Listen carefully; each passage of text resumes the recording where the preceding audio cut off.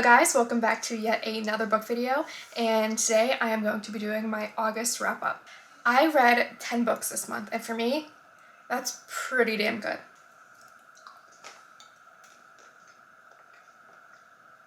If you have an Aldi's by you, get these. Looking at the books I have here, it was actually like a really good reading month. Like, I wouldn't say a single one of these books was a bad book. But I'm going to get my Goodreads up and go in the order of which I read them. And then also my rating. Okay, starting off strong. I read Red, White, and Royal Blue by Casey McQuiston. I rated this a 4-star. I rate the movie a 7 million star, which usually does not happen, but in this case, I couldn't have picked better people to play Alex and Henry. Basically, if you don't know what Red, White, and Royal Blue is about, it is about Henry, who is the Prince of Wales, and Alex, who is the first son of the President of the United States. They meet and they actually hate each other, so it's an enemies to lovers romance. They kind of find themselves in a scandal and they are forced to pretend to be best friends, and then while they're pretending, they actually end up falling in love. It is a little bit of a heart-wrenching story because they can't be together because a rule is a prince cannot be gay, therefore they can't be together. I would 100,000,000% recommend reading this, and also read it before you watch the movie. The movie is on Amazon Prime. It's like the second I come in here and click record, everyone wants to start screaming. Moving on, yeah, I rated this a 4 stars. I was just reading it, and it's been so long since I've read a romance book and felt something. And reading this, I was just rooting for these characters so hard, and everyone around them so hard, and you literally fall in love with them. Read this book. It is so good. It is beautiful. Casey McQuiston's writing is amazing. It's so easy to get through. I loved this book so much. Moving on, I actually rated this next book a 5-star because it is a thriller book and I could not guess the ending. Not even close. I read Rock, Paper, Scissors by Alice Feeney. This is my first Alice Feeney book. I haven't really read many thrillers, so this is kind of one of my first thriller books. When I tell you, I was sitting there reading this book. 1, could not put it down because I needed to know what was going on. 2, when I got to the twist,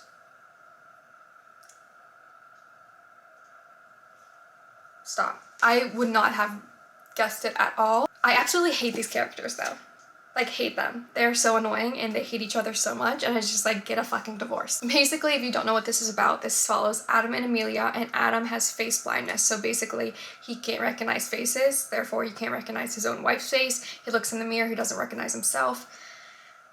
That would be terrible. I think I looked it up, Brad Pitt has it. Who would have thought? Brad Pitt. Amelia ends up winning a work trip, and she thinks that them going will basically repair their marriage because it is falling apart, and they get there and a bunch of weird things start to happen, and it's very clear someone does not want them there. I don't want to give anything else away. If you want to be shocked, read this book. Next, I'm so shocked right now. It is so hard for me to rate a book 5 stars. The next book I rated a 5-star. So I read 2 books in a row that were 5 stars. Do you know how hard that is for me to read, especially in a month? Do I have 2 5-star reads, let alone 2 5-star reads in a row? Oh my god, it was amazing. Okay. The next one is A Good Girl's Guide to Murder by Holly Jackson. This is the first in a 3-book trilogy. I must have been in like a thriller mood at the beginning of this month because I was like obsessed with this book. Basically, if you don't know what this book is about, it follows Pip, and for her senior project, she decides to investigate a local murder that happened in her town, and it is a self-murder, but she does not think the person who was convicted actually did it. They decide to investigate it, and they start seeing things that just does not add up, and it goes throughout the whole entire investigation. It is a YA, so it is a very, very easy read. So she interviews a bunch of people, and the way that Holly Jackson wrote the interviews is just so, like, makes it so fun to read. Like, it has the date, the entry log, and then the transcript of the interview. So good. This book, honestly, I loved Pip in this book specifically. The other books we'll get to, but I loved her, and I love her and Sal's relationship. Not Sal. Yeah? No? What was his name? Ravi. I probably said Sal before, I meant Ravi. I loved Pip and Ravi's relationship and just how it built throughout the book. So good. And then I rated the next one a 4-star. It is Good Girl Bad Blood, which is the second in the trilogy. And this one is about how Pip, she's done. She put down her detective uniform. Nope, no more. But then a family friend of hers disappears and she decides to investigate it. This book is so frustrating, more than the first one to me, because no one believes her. Literally, the detectives, the police, no one believes her, and you literally just want to scream at them the whole time. And I think that Holly Jackson wrote that on purpose to like shed light on how sometimes things are happening and no one believes you and people need to be taken seriously and believed. And it just goes throughout her trying to find Jamie and going through the night he disappeared. Again, the timeline, how she did it is so neat. It makes it so easy to read. I know it's a YA, but it is so good and it is also so frustrating. And if you're a true crime girl like me, love me some morbid podcasts, Crime Junkie, Ashley Flowers, Britt, love them to death. I will be on my YouTube. I will be watching true crime videos. I ate this up. Ate it up. Next, we kind of hit a downhill slope. I read the third and final book in the trilogy, and this is As Good as Dead. I rated this on my Goodreads a 3-star, and now that I'm thinking back of it, I honestly feel like changing it to a 2.5-star. I could not get through this book for the life of me. Pip became so annoying and terrible, and I just was so over her by this book. That's so terrible to say. Over it. It says, when Pip discovers a connection between her new stalker and a local serial killer, she finds herself in the center of another case. It's like separated into 2 parts, I believe, maybe 3, but it's like everything happens in the first part and then the rest is just like her just being so annoying. Like, she doesn't confide in people. She turns into a bitch towards Ravi, and I hate that. She was just not likable in this book at all. I could not get through it. I did not want to pick it up. For me, if I don't like it, the main character, it is so hard for me to read the book. It is so hard for me to get through it. She was so frustrating. And like, the thing that like she does in this book and like makes everyone around her like, what's the word whenever, like, you know about something? Complicit? Yes. She makes others implicit in her wrongdoing. And it's like, you don't care about these people if you're doing that. Like, first 2, amazing. This one, next. Some of y'all about to be real mad at me. I gave a very popular book another shot. Because when I read it, I did not like it. Happy Place by Emily Henry. When I first read this, I gave it a 3-star, and I thought maybe rereading it, it'd get a higher star. I'm going to keep it at a 3-star. For me, Emily Henry's writing, I feel like you have to relate to the character to enjoy it. And the main character in Happy Place, the main character I just can't relate to. And it was like kind of frustrating because I hate a miscommunication trope. I hate it. I like the friendship aspect of this book, and I think that's what makes me give it a 3-star. If that wasn't in it, I would literally probably give this a 2-star rating. I'm not even kidding. So basically, Harriet and Wynne have been together since college, and them and their friends go to a house in Maine every single year, and they go on this annual trip.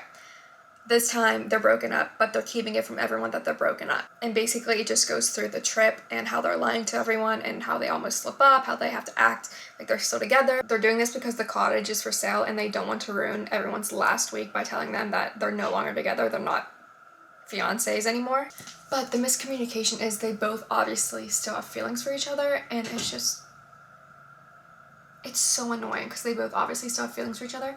I did not like it. I don't know. I read People We Meet on Vacation by Emily Henry, and I did enjoy that. I like that a lot more than Happy Place. And I have Beach Read and Book Lovers on my TBR.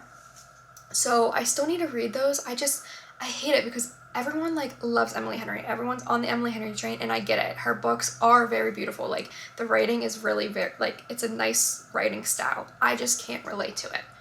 And if I can't relate to a book, it's hard for me to enjoy the book. Okay, next book was a fantasy book, and I usually don't read fantasies. You bet your ass after reading this book, I am going to be getting into fantasy books because, oh my god, okay, first, it wasn't quite 5 because it was a little slow at first and I just didn't get that 5-star feeling with it. Divine Rivals by Rebecca Ross. I gave this a 4.5 star. 4.5. First off, I'm going to take off the slip and show you how beautiful this book is. Be so for real. No book does that. It's usually just a plain cover if you take the slip off. If you don't know what this book is about, it did go viral on TikTok, but basically it follows Iris and Roman, and there is currently a war going on between the gods. In the past, there was a god for the northeast, southwest, and center, and the mortals killed them. In every area, northeast, southwest, center, their job was to keep that god buried. Well, 2 gods got out, and they're enlisting people.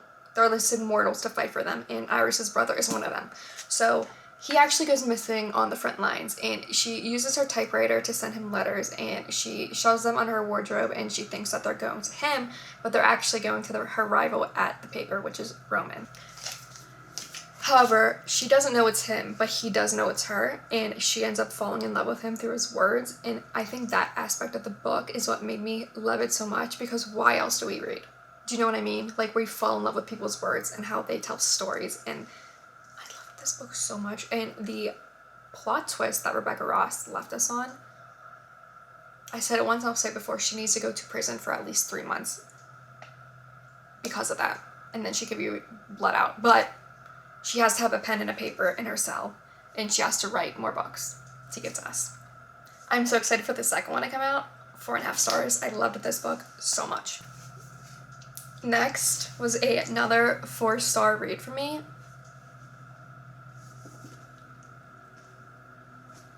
The 7-Year Slip by Ashley Poston.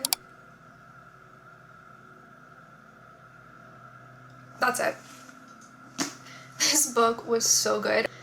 If you don't know what this book is about, Clementine's aunt recently passes away and she inherits her apartment. And the thing that she doesn't know is the apartment occasionally slips 7 years in the past. So she'll walk into her apartment and she'll be 7 years in the past, and she meets someone. I don't think I'm pronouncing this right. His name is Iwan. Ewan? That's how I pronounced it in my head. I mean, whenever I was reading it, I was kind of just like, ew. Anyway, she walks in the apartment and Ewan is there, and he is subletting the apartment from her aunt 7 years ago.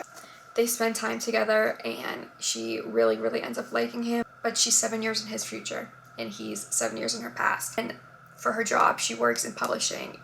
This chef who is putting out a cookbook comes in, and it's him, but it's him 7 years in the future. And he recognizes her, but she is literally like talking to him, knowing him. At that point, she's getting to know the 7 years in the past him as she's seeing the 7 years in the future him.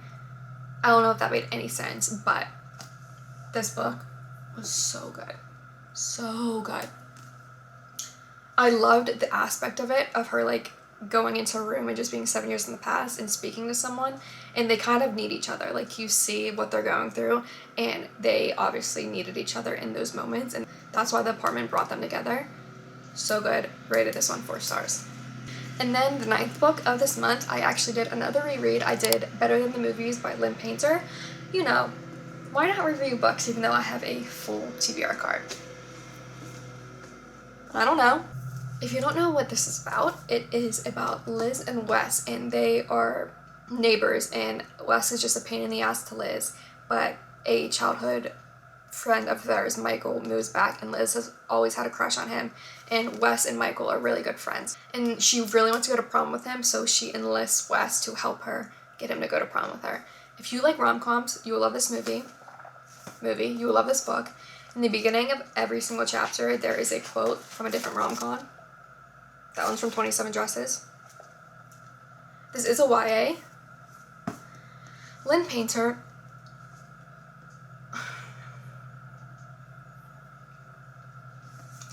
Lynn Painter is an amazing writer. The way she writes things is just so easy to read. Her love stories, so good.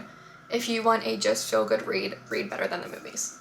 Last but not least, I have read this, not all of it, I read half of it, like 2 years ago, and I just never got through it for some reason, and I don't know why, but everyone loves this series, so I'm giving it another try. Addicted to You by Krista and Rebecca Ritchie. This is a part of the Addicted Calloway Sisters series. If you don't know what this is about, Lily is addicted to sex and Lo is addicted to alcohol, and they fake date for their families because if they were apart, then their families would probably send them to military school because they're so addicted to their addictions. So they have this relationship, but they actually do love each other, and they end up actually dating for real, and it just goes through their story. These books are all found family interconnections, so I'm really excited to continue reading this. I did end up rating this one a 3.5. That's not bad. I liked it. It's just the very beginning is slow, I think, because you're just meeting the characters and everything. This is the first of like a 8-book series. So I have Ricochet, and then I have Addicted for now. I need to get the rest of the Calloway Sisters books, but I'm excited to get into this and read it. So yeah, that was every single book I read in August. I'm very excited for September because this was such a good reading month for me. I hope that September is the same exact way. I did a TBR jar prompt video already if you want to go check that out to see my TBR for September. But I hope you guys enjoyed this. Please like, subscribe, and do all that happy stuff. Yeah, these books were really good. It was a really great reading month. I hope you enjoyed this, and I hope you had as much fun watching as I did making this. Bye!